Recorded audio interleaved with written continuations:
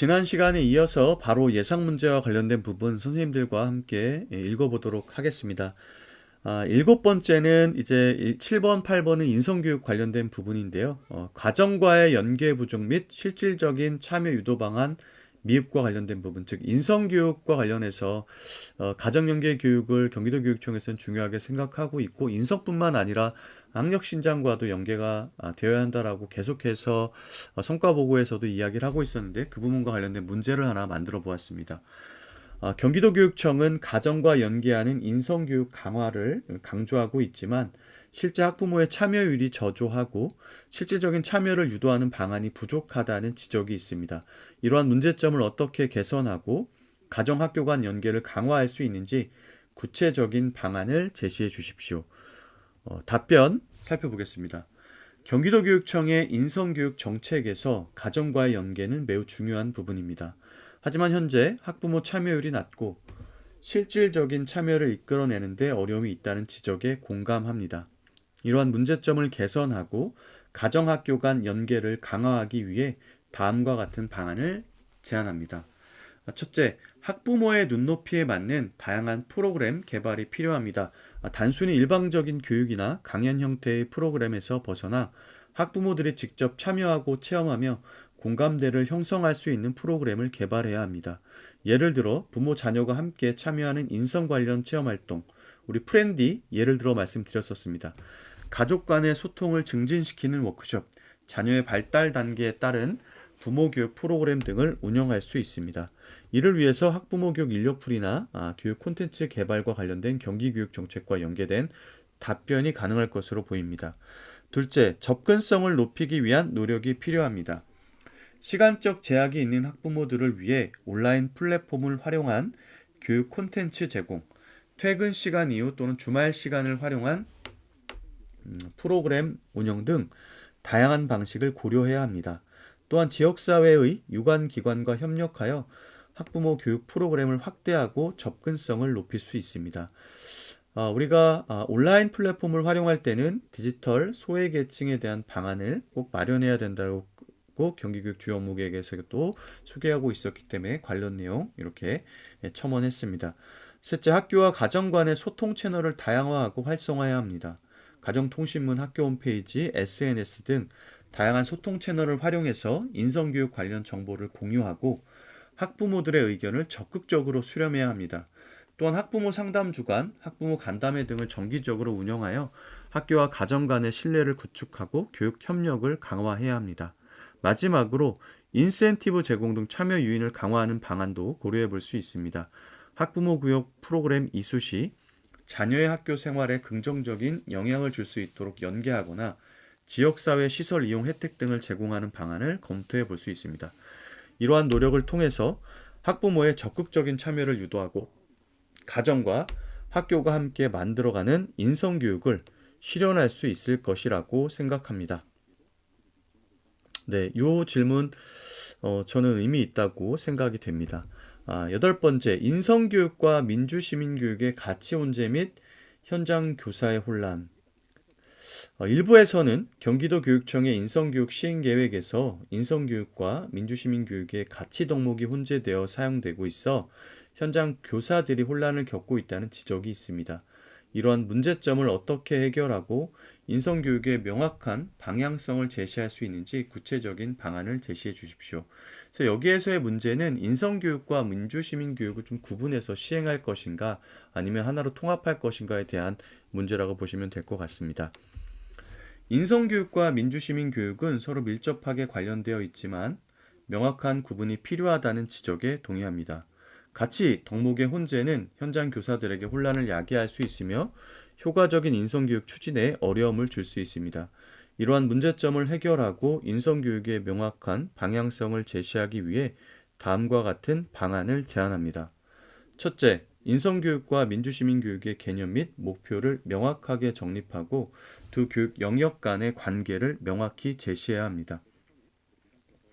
인성교육은 개인의 도덕성 함양, 긍정적인 성격 형성 등을 목표로 하며 민주시민교육은 민주사회의 구성원으로서 필요한 가치관, 태도, 역량 함양을 목표로 합니다. 두 교육 영역은 상호 보완적인 관계를 가지지만 각각의 고유한 목표와 내용을 가지고 있음을 명확히 해야 합니다. 둘째, 현장 교사들의 의견을 수렴하여 인성교육 관련 지침 및 자료를 개발해야 합니다. 현장의 목소리를 반영하여 실질적이고 효과적인 인성교육 자료를 개발하고 교사들이 쉽게 활용할 수 있도록 지원해야 합니다. 또한 교사 연수를 통해 인성교육에 대한 이해를 높이고 교수 역량을 강화해야 됩니다. 이 부분에 있어서는 인성교육과 관련된 교재가 있기 때문에 그러한 부분들과 관련된 답변을 드려도 될 것 같습니다. 셋째, 인성교육 평가 기준 및 방법을 명확히 제시해야 합니다. 인성교육은 정략적인 평가가 어려운 영역이지만 교육 효과를 측정하고 개선하기 위한 노력이 필요합니다. 학생들의 자기 평가, 교사 관찰, 학부모 설문 등 다양한 방법을 활용하여 인성 발달 정도를 파악하고 교육 계획에 반영해야 합니다. 넷째, 인성교육 관련 용어 사용을 통일하고 명확한 정의를 제공해야 합니다. 혼란을 야기할 수 있는 용어 사용을 지양하고 일관성 있는 용어 사용을 통해 현장 교사들의 혼란을 줄여야 합니다. 이러한 노력을 통해 인성교육의 방향성을 명확히 하고 현장 교사들이 혼란 없이 효과적인 인성교육을 추진할 수 있도록 지원해야 합니다. 또한 인성교육과 민주시민교육이 조화롭게 이루어져 학생들이 바른 인성을 갖춘 민주시민으로 성장할 수 있도록 노력해야 합니다. 이 부분은 좀 너무 구체적인 주제를 다루고 있긴 한데 저도 좀 처음 보는 주제라서 한번 공부해보고자 담아보았습니다. 아홉 번째는 저희가 경기교육 주요 업무 계획 할 때도 말씀드렸지만 학생복지와 관련해서 학생 맞춤형 통합지원 사업 시범교육지원청이 6개에서 12개로 늘었습니다. 그만큼 학교 안에서 어려움을 경험하고 있는 친구들이 많고 학교만의 지원으로는 해소할 수 없는 영역이 많기 때문에 이런 통합적인 지원이 필요하다라는 말씀을 전해드렸습니다. 그렇다면 이런 학교 안에서 학생 맞춤형 통합지원 사업을 운영해서 위기 학생을 지원하기 위한 교과교사 혹은 담임교사의 역할은 무엇인지에 대한 질문이 혹시 나올 수도 있지 않을까 하는 방향성을 가지고 질문을 구성해 보았습니다. 학생 맞춤형 통합지원 사업은 학교, 교육지원청, 지역사회의 유기적인 협력을 통해 학생의 성장을 지원하는 것을 목표로 합니다. 이러한 통합지원 체계 안에서 담임교사로서 어떠한 역할을 수행하며 사업의 성공적인 운영에 어떻게 기여할 수 있는지 구체적으로 설명해 주십시오. 답변을 보도록 하겠습니다. 학생 맞춤형 통합지원 사업의 핵심은 학생 중심의 통합적인 지원 제공입니다. 담임 교사로서 저는 다음과 같은 역할을 수행하며 사업의 성공적인 운영에 기여할 수 있다고 생각합니다. 첫째, 학생의 어려움을 가장 먼저 발견하고 파악하는 역할을 수행합니다.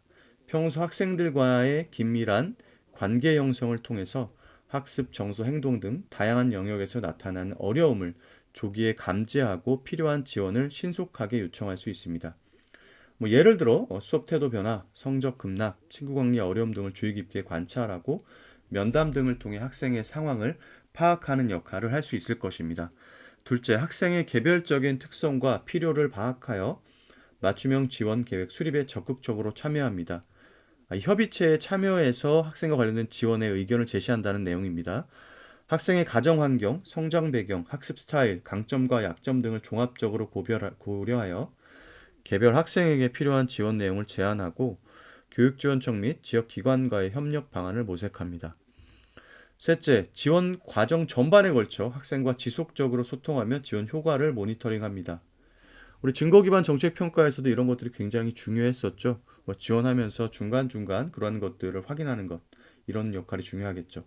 지원 과정에서 학생의 의견을 경청하고 변화를 주의 깊게 관찰하며 필요한 경우 지원 내용을 조정하거나 추가적인 지원을 요청합니다.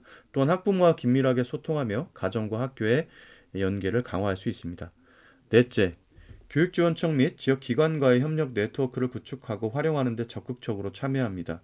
지역사회의 다양한 자원 정보를 파악하고 학생에게 필요한 지원을 연계하기 위해 노력합니다. 예를 들어 지역 상담센터, 청소년 지원기관, 복지시설 등과의 협력 체계를 구축하고 학생에게 적합한 프로그램을 안내하거나 연계할 수 있습니다. 이처럼 담임교사는 학생에 대한 깊이 있는 이해를 바탕으로 통합지원 체계 내에서 핵심적인 역할을 수행하며 학생들의 전인적인 성장을 효과적으로 지원할 수 있습니다. 여기에서의 답변의 핵심은 담임 교사로서 학생의 상황을 면밀하게 파악하고 이 지원 계획을 수립할 때 적극적으로 참여하고 이후에 지원이 될 때 모니터링하면서 학생의 변화 과정도 지켜보면서 지원 방향을 수립할 수 있다는 거고요. 또 이 학마통 같은 경우에 뭐 미센터나 기초학습 지원센터나 또 지역 아동복지센터 이런 것들과 연계를 하기 때문에 그런 것과도 연결해서 통합적으로 지원하는데 담임교사로서 역할을 할 수 있다라는 부분을 강조하는 답변을 하면 좋을 것 같습니다. 열 번째입니다. 지역사회 기관과의 협력 및 담임교사의 전문성 활용 방안. 이것도 학마통 관련 분야인데 학생 맞춤형 통합 지원 사업의 효과를 극대화하기 위해서는 지역사회 기관과의 긴밀한 협력이 필수적입니다. 담임 교사로서 지역사회 기관과의 협력을 어떻게 이끌어내고 자신의 전문성을 활용하여 학생들에게 실질적인 도움을 줄 수 있는지 구체적인 방안을 제시해 주십시오. 답변 보겠습니다. 학생 맞춤형 통합지원 사원의 성공적인 운영을 위해서는 학교와 지역사회 기관의 유기적인 협력이 매우 중요합니다. 담임 교사로서 저는 다음과 같은 방안을 통해 지역사회 기관과의 협력을 이끌어내고 저의 전문성을 활용하여 학생들에게 실질적인 도움을 줄 수 있다고 생각합니다. 첫째는 지역사회 기관의 정보 파악 및 네트워크 구축에 힘씁니다. 지역 내 상담센터, 청소년 지원기관, 복지시설, 의료기관 등 다양한 기관의 정보를 수집하고 담당자와의 네트워크를 구축합니다. 이를 통해 학생에게 필요한 지원을 신속하게 연계할 수 있도록 준비할 수 있습니다. 둘째, 학생의 상황에 맞는 적절한 기관을 연계하고 기관과의 소통을 적극적으로 추진합니다.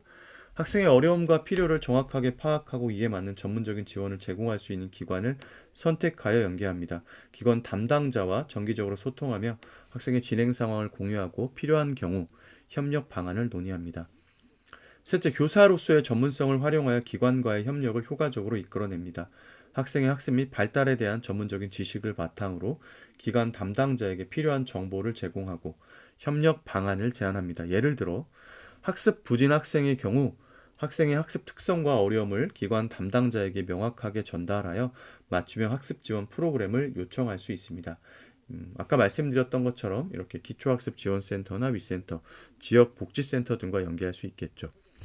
넷째는 기관과의 협력 프로그램을 학교, 교육활동과 연계하여 시너지 효과를 창출합니다.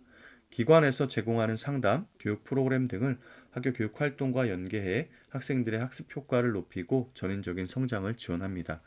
예를 들어 진로탐색 프로그램을 지역기관과 지역기업과 연계하여 운영하거나 인성교육 프로그램을 지역 봉사단체와 협력하여 진행할 수 있습니다. 이러한 노력을 통해 저는 지역사회 기관과의 효과적인 협력을 이끌어내고 학생들에게 필요한 전문적인 지원을 제공하며 학생 맞춤형 통합 지원 사업의 성공적인 운영에 기여할 수 있을 것이라고 생각합니다. 다음은 학교 폭력 그리고 회복적 생활 지도와 관련된 부분입니다. 학교 폭력 예방 차원에서의 관계 형성 및 교육 활동 문제를 먼저 보겠습니다. 학교폭력 발생을 예방하기 위해 담임 교사로서 학급 내 학생들의 긍정적인 관계 형성을 어떻게 지원하고 어떠한 교육 활동을 전개할 계획입니까? 구체적인 방안을 제시해 주십시오. 답변 보겠습니다. 학교폭력은 단순히 가해자와 피해자 간의 문제가 아닌 학급 전체의 분위기와 관계에 영향을 미치는 문제입니다.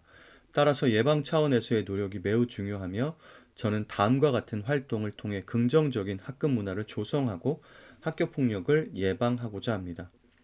첫째, 정기적인 학급 활동을 통해 학생 간의 친밀감을 형성하고 소통을 활성화합니다. 체육활동, 문화체험, 봉사활동 등 다양한 활동을 함께하며 서로를 이해하고 존중하는 분위기를 조성합니다. 특히 학생들이 서로의 장점을 발견하고 칭찬하는 활동을 통해 긍정적인 관계 형성을 유도합니다. 둘째, 공감 능력 및 의사소통 능력 향상 교육을 실시합니다.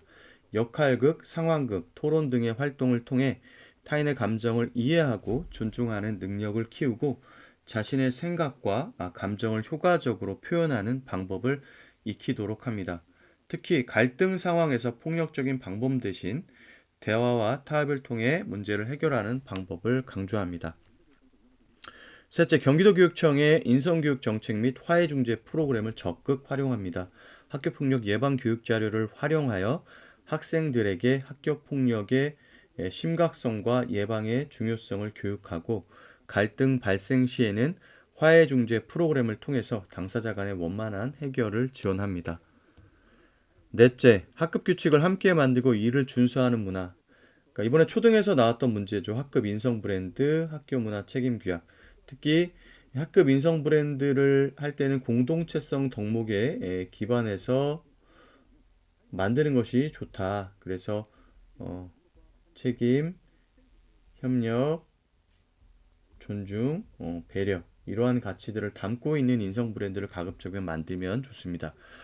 학생들의 의견을 수렴하여 학급 규칙을 정하고 규칙 준수를 통해서 서로를 배려하고 존중하는 문화를 만들어 갑니다. 규칙 위반 시에는 처벌보다는 대화와 교육을 통해 문제점을 개선하도록 지도합니다. 중요한 것은 회복적 정의라는 것을 꼭 인지를 하시고 답변하시면 좋겠습니다. 다섯째, 교사 학생 간의 신뢰관계 형성을 위해 노력합니다. 학생들의 이야기에 귀 기울이고 어려움을 함께 나누며 지지와 격려를 아끼지 않습니다. 또한 학생들의 개별적인 특성을 파악하고 존중함으로써 긍정적인 관계를 형성합니다. 이러한 활동들을 통해 학생들은 서로를 존중하고 배려하는 건강한 관계를 맺게 되며 이는 학교 폭력 예방에 긍정적인 영향을 미칠 것입니다. 이 답변은 그대로 써도 될 정도로 다양한 층위에서 예방 활동을 강조하고 있습니다.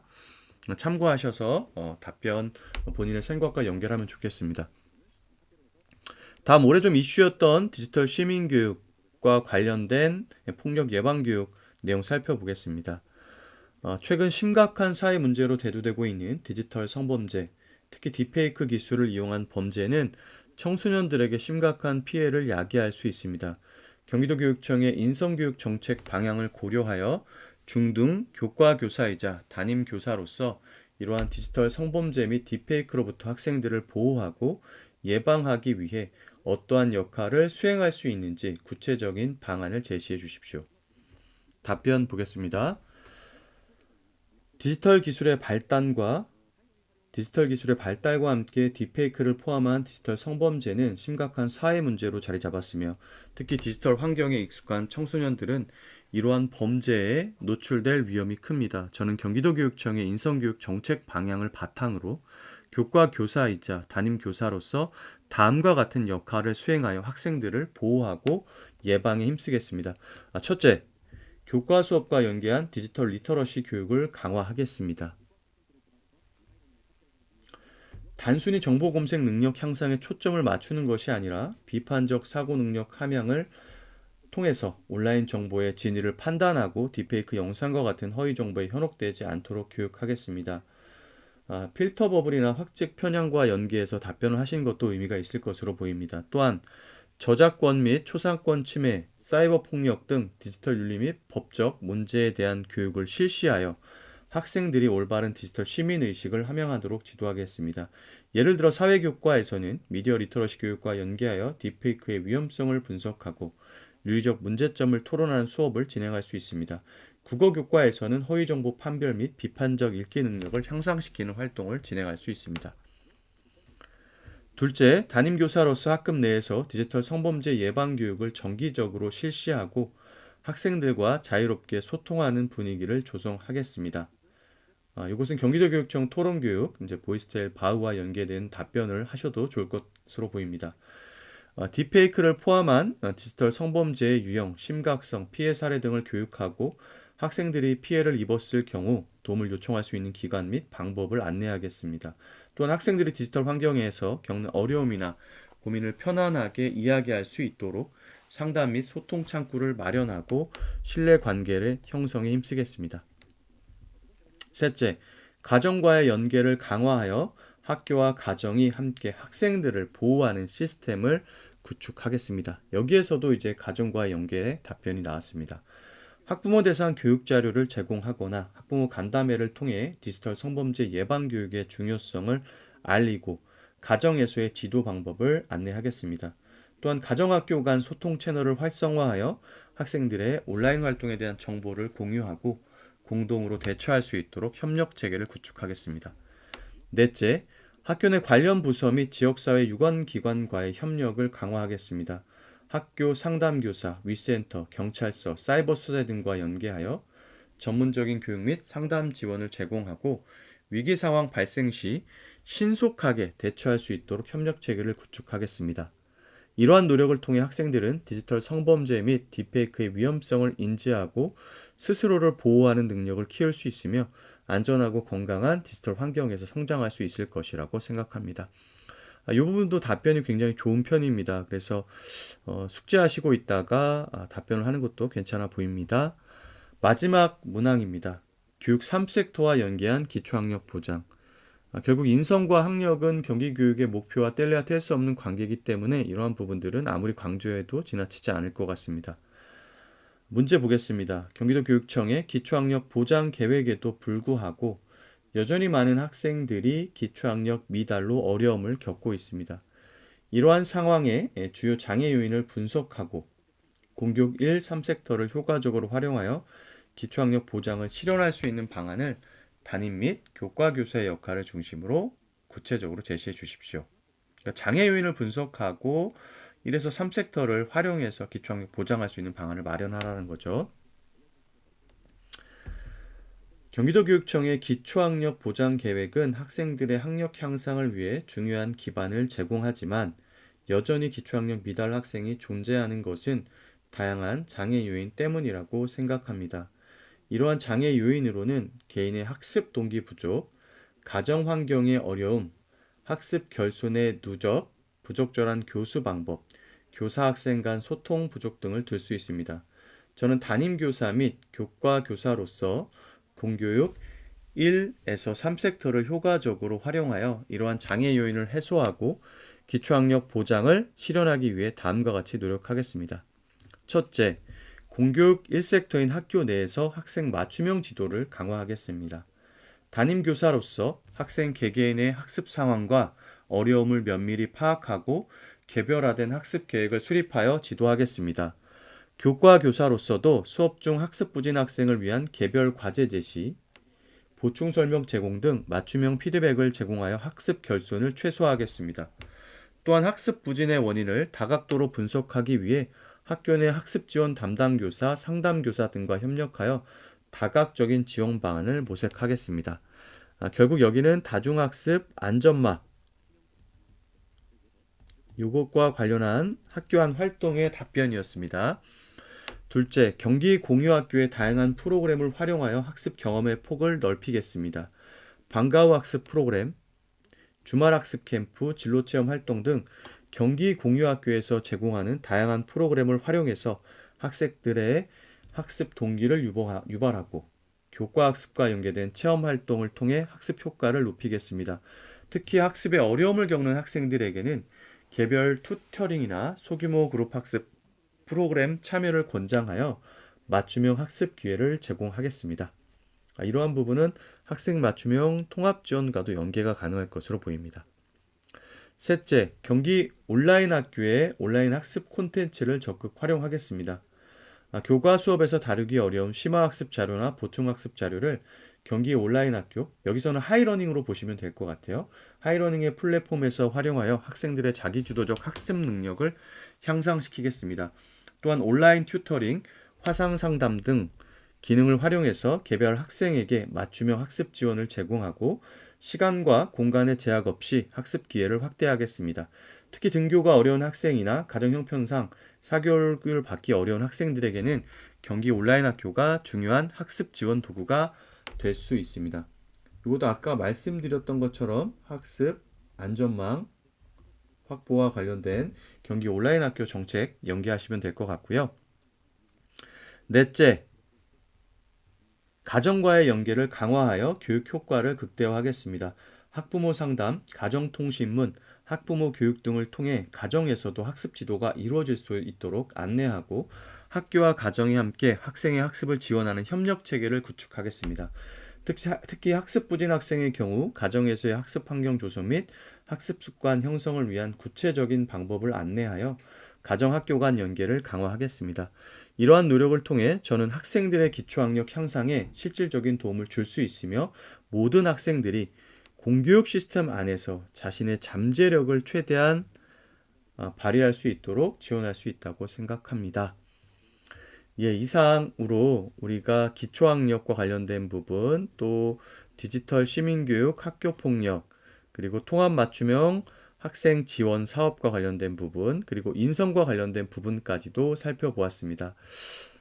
제가 뽑은 문제들이 꼭 시험에 나온다는 보장은 없습니다. 하지만 이러한 것들이 경기교육에서 중요하게 생각하고 있다라는 것들로만 좀 추려보았으니까요. 한번 천천히 살펴보시고 내일 모레 있을 심층 면접 때 활용할 수 있으면 좋겠습니다. 선생님들과 약속을 지키기 위해 늦은 시간이지만 이렇게 또 문제를 만들고 함께 공부해 보았습니다. 뭐 물론 수험생만큼 제가 노력하고 있지는 않겠지만 여러분들과 함께 하고 있는 어, 유튜버로서 최선을 다했다는 부분 어, 알아주셨으면 좋겠고요. 어, 구독자님들이 계시기 때문에 저도 이렇게 무언가를 생산해내기 위해서 소비자가 아니라 생산자로서의 역할을 할 수 있다는 생각이 듭니다. 이런 좋은 기회를 마련해 주셔서 감사드리고요. 끝까지 최선을 다해서 좋은 결과 있기를 바라겠습니다. 그리고 좋은 결과가 있으면 꼭 제 채널에 와서 댓글로 남겨주세요. 그리고 교육 현장에 가시더라도 제 채널에 오셔서 경기교육 정책을 살펴보시고 교육 현장에서 학생의 성장을 지원하기 위한 멋진 선생님으로 활약해 주시다가 어느 순간 저와 경기교육 조직 안에서 가족으로 또 만나 뵙기를 기대하겠습니다. 오늘도 함께 해주신 선생님들 감사드리고요. 평안한 밤 보내시고 좋은 결과 있기를 기도하겠습니다. 감사합니다.